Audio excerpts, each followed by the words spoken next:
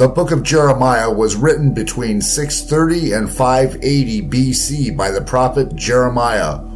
The book of Jeremiah records the final prophecies to Judah, warning of oncoming destruction if the nation does not repent. Jeremiah calls out for the nation to turn back to God. At the same time, Jeremiah recognizes the inevitability of Judah's destruction due to its unrepentant idolatry and immorality. Before I formed thee in the belly, I knew thee, and before thou camest forth out of the womb, I sanctified thee, and I ordained thee a prophet unto the nations. The heart is deceitful above all things, and desperately wicked. Who can know it? For thus saith the Lord, that after 70 years be accomplished at Babylon, I will visit you and perform my good word toward you, in causing you to return to this place.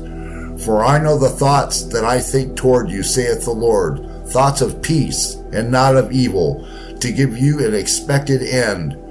Now in the 5th month, in the 10th day of the month, which was the 19th year of Nebuchadnezzar, king of Babylon, came Nebuzaradan, captain of the guard, which served the king of Babylon, into Jerusalem, and burned the house of the Lord, and the king's house, and all the houses of Jerusalem, and all the houses of the great men burned he with fire.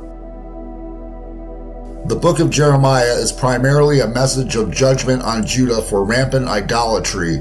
After the death of King Josiah, the last righteous king, the nation of Judah had almost completely abandoned God and his commandments.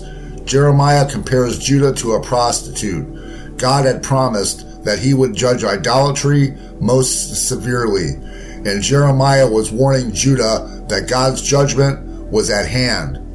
God had delivered Judah from destruction on countless occasions, but his mercy was at its end. Jeremiah records King Nebuchadnezzar conquering Judah and making it subject to him.